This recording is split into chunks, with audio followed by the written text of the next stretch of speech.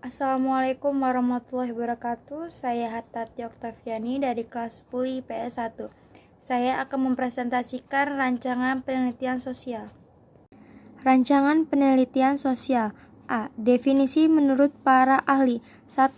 Menurut Marzuki adalah suatu usaha untuk mengumpulkan, mencari, dan menganalisis fakta-fakta mengenai suatu masalah.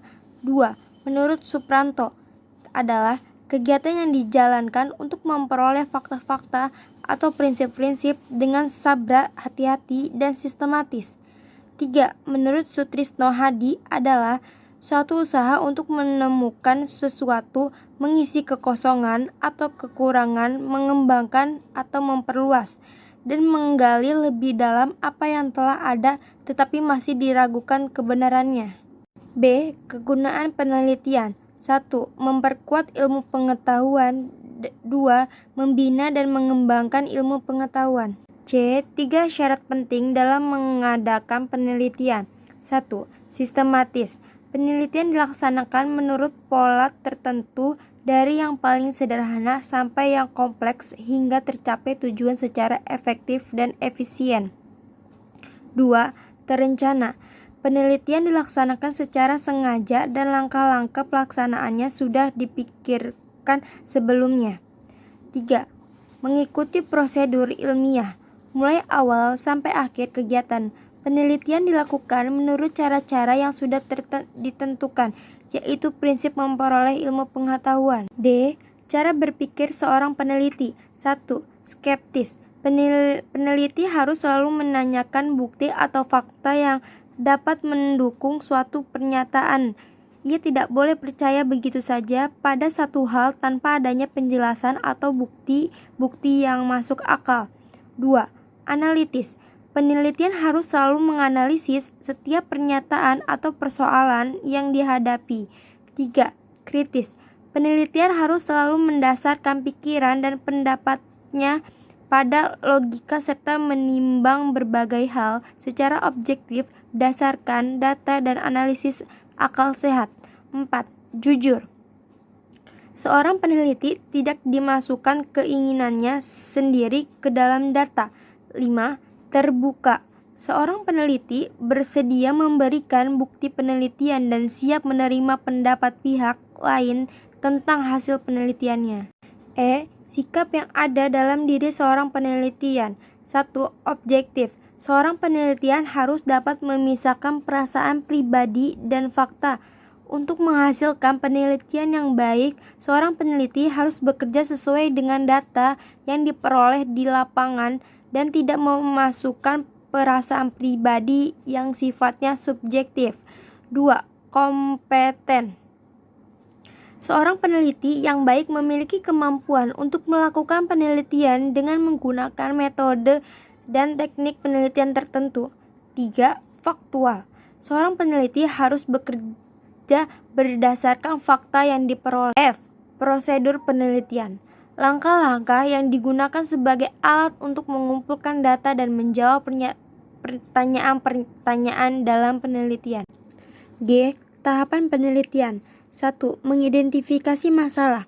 Peneliti melakukan tahap pertama dalam melakukan penelitian, yaitu merumuskan masalah yang akan diteliti.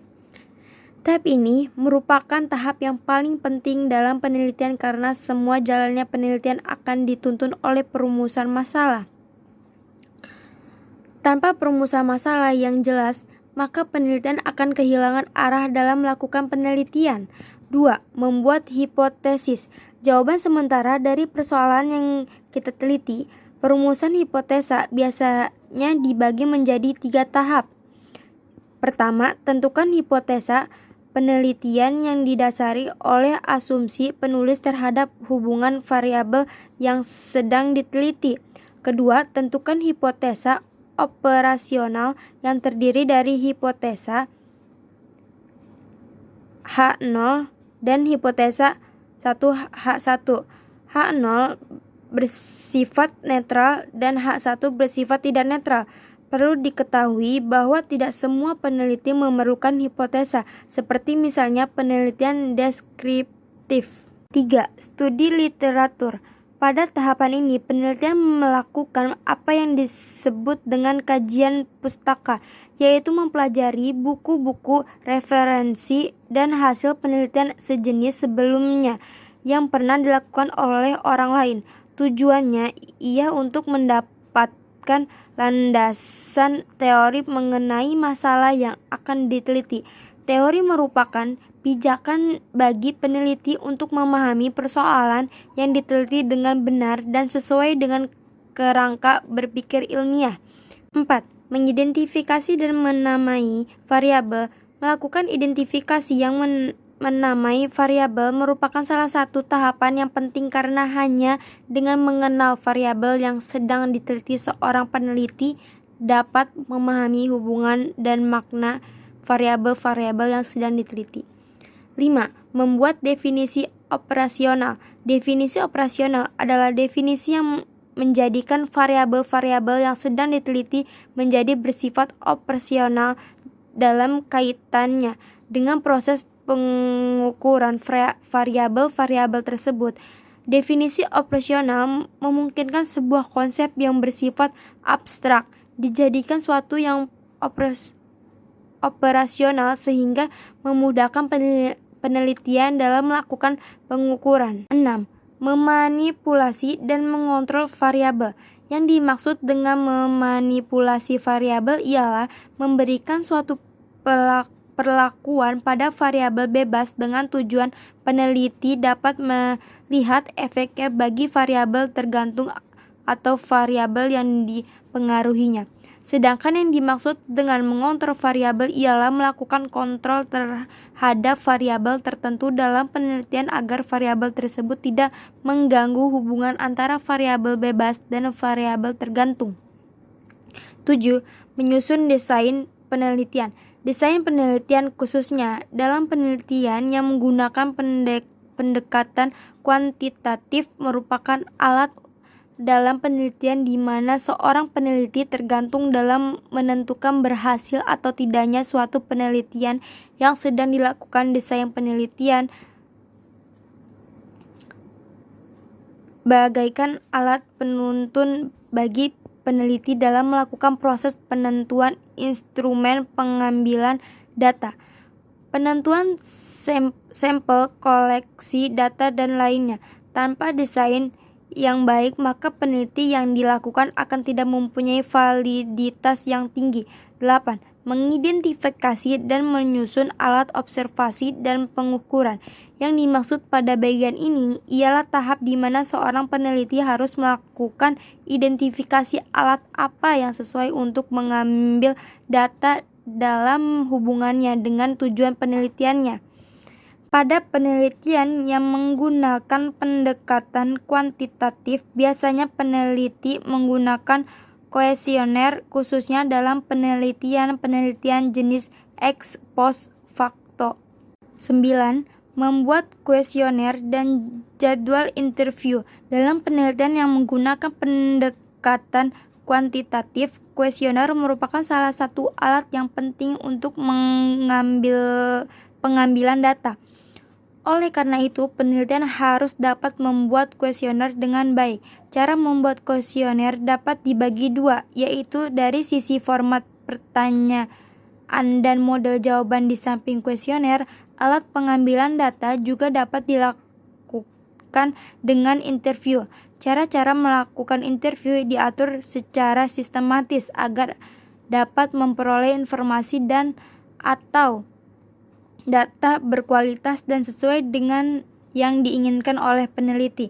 10. Melakukan analisa statistik. Salah satu ciri yang menonjol dalam penelitian yang menggunakan pendekatan kuantitatif ialah adanya analisa statistik. Analisa statistik digunakan untuk membantu penelitian mengetahui makna hubungan antara variabel. Sampai saat ini, analisa statistik merupakan satu-satunya alat yang dapat dipertanggungjawabkan secara ilmiah untuk menghitung besarnya hubungan antara variabel untuk memprediksi pengaruh variabel bebas terhadap variabel tergantung.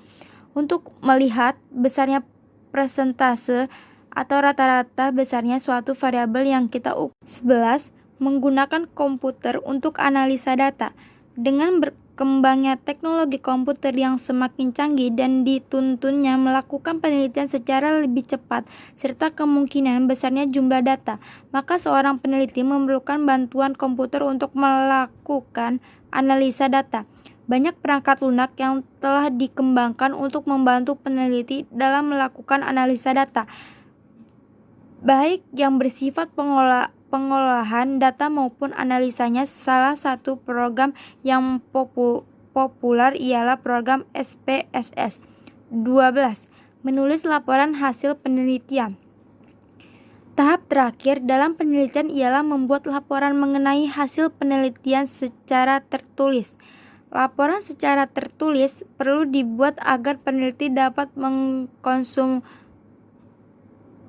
mengkomunikasikan hasil penelitiannya kepada para pembaca atau penyandung dana. H. Jenis-jenis penelitian. Jenis penelitian menurut pendekatan analisis. 1. Penelitian kuantitatif. Penelitian dengan pendekatan kuantitatif menekankan analisisnya pada data-data numerikal atau angka yang diolah dengan metode statistika. Pada dasarnya, pendekatan kuantitatif dilakukan pada penelitian inferensial atau dalam angka pengujian hipotesis, dan menyadarkan kesimpulan hasilnya pada suatu probabilitas kesalahan penolakan hipotesis nihil atau HO. Dengan metode kuantitatif akan diperoleh signifikansi perbedaan kelompok atau signifikansi hubungan antar variabel yang diteliti. Pada umumnya, penelitian kuantitatif merupakan penelitian sampel besar. 2. Penelitian kuantitatif. Penelitian dengan pendekatan kualitatif lebih menekan analisisnya pada proses penyimpanan deduktif dan induktif serta pada analisis terhadap dinamika hubungan antar fenomena yang diamati dengan menggunakan logika ilmiah. Jenis penelitian menurut kedalaman analisis. 1. Penelitian deskriptif. Penelitian deskriptif melakukan analisis hanya sampai pada tahap deskripsi, yang menganalisis dan menyajikan fakta secara sistematis sehingga dapat lebih mudah untuk dipahami dan disimpulkan. Kesimpulan yang diberi selalu jelas dasar faktualnya sehingga semuanya selalu dapat dikembalikan langsung pada data yang diperoleh. Uraian kesimpulan didasari oleh angka yang diolah tidak secara terlalu dalam. Kebanyakan pengolahan datanya didasarkan pada analisis presentase dan analisis kecenderungan atau tren. 2. Penelitian inferensial. Penelitian inferensial melakukan analisis hubungan antara variabel dengan pengujian hipotesis. Dengan demikian, kesimpulan penelitian jauh melampaui sajian data kuantitatif saja. Dalam penelitian inferensial, kita dapat berbicara mengenai besarnya peluang kesalahan dalam pengembalian kesimpulan. Jenis penelitian menurut karakteristik masalah. 1. Penelitian deskriptif. Penelitian deskriptif bertujuan menggambarkan secara sistematik dan akurat fakta dan karakteristik mengenai populasi atau mengenai bidang tertentu. Penelitian ini berusaha menggambarkan situasi atau kejadian. Data yang dikumpulkan semata-mata bersifat deskriptif, sehingga tidak bermaksud mencari penjelasan, menguji hipotesis, membuat prediksi, maupun mempelajari implikasi. Contoh penelitian deskriptif yang paling populer adalah penelitian survei. 2. Penelitian perkembangan. Penelitian perkembangan bertujuan mempelajari pola dan urutan perkembangan atau perubahan sejalan dengan berlangsungnya perubahan waktu. Pelaksanaannya dapat dilakukan secara longitudinal dan dapat pula dilakukan secara cross-seksional. Penelitian perkembangan terpusat pada studi mengenai variabel-variabel dan perubahan dalam periode bulan atau tahun. Dalam usaha memperoleh jawaban atas pernyataan seperti bagaimanakah pola pertumbuhan yang terjadi, kecepatan perubahan, arah, urutan, dan faktor-faktor yang berkaitan yang mempengaruhinya. 3. Studi kasus dan penelitian laporan. Tujuan studi kasus dan penelitian lapangan adalah mempelajari secara intensif latar belakang, status terakhir, dan interaksi lingkungan yang terjadi merupakan penyelidikan mendalam atau independen studi mengenai suatu unit sosial sedemikian rupa sehingga menghasilkan gambaran dan terorganisasikan dengan baik dan lengkap mengenai unit sosial tersebut. Cakupan studi kasus dapat meliputi siklus kehidupan atau dapat pula hanya meliputi segmen-segmen tertentu saja, dapat terpusat pada beberapa faktor dan spesifik, dan dapat pula memperhatikan keseluruhan elemen atau peristiwa dibandingkan dengan penelitian survei yang biasanya menyelidiki sedikit variabel pada sampel besar. Studi kasus sebaliknya banyak variabel dan banyak kondisi pada sampel yang kecil. 4. Penelitian korelasional. Penelitian korelasional bertujuan menyelidiki sejauh mana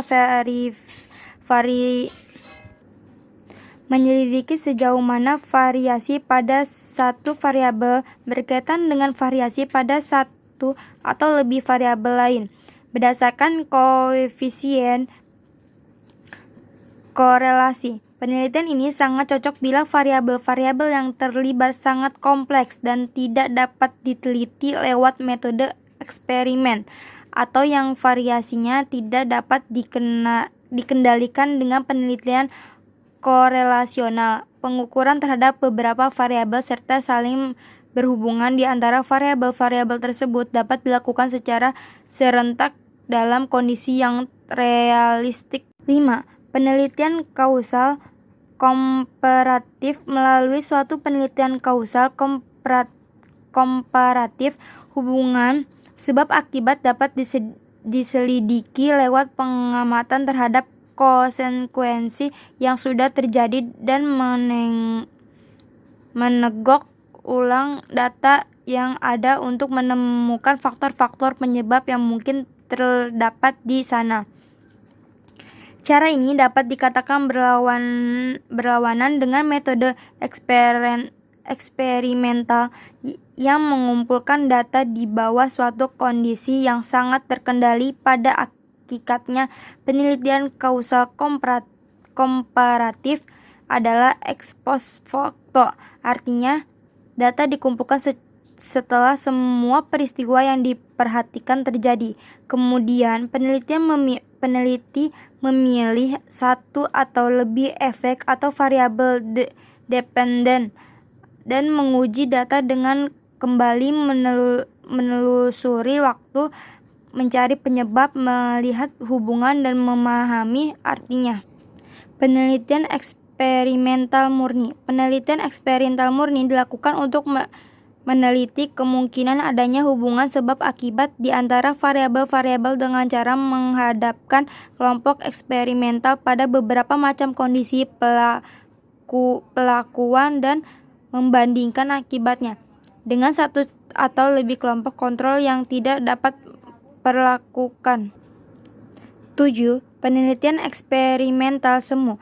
Penelitian ini mirip dengan penelitian eksperimental murni, akan tetapi tidak semua variabel yang relevan dapat dikendalikan dan dimanipulasi. Penelitian harus menyadari betul keterbatasan penelitian ini dan seberapa jauh validitas internal dan eksternalnya. Karena pengendalian dan manipulasi tidak sepenuhnya berada di tangan peneliti.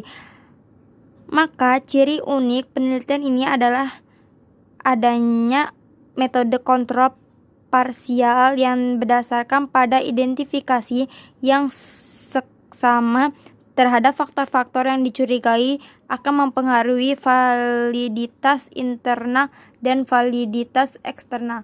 Sekian presentasi dari saya. Mohon maaf bila ada kata-kata yang salah. Wabillahi taufiq wal hidayah. Wassalamualaikum warahmatullahi wabarakatuh.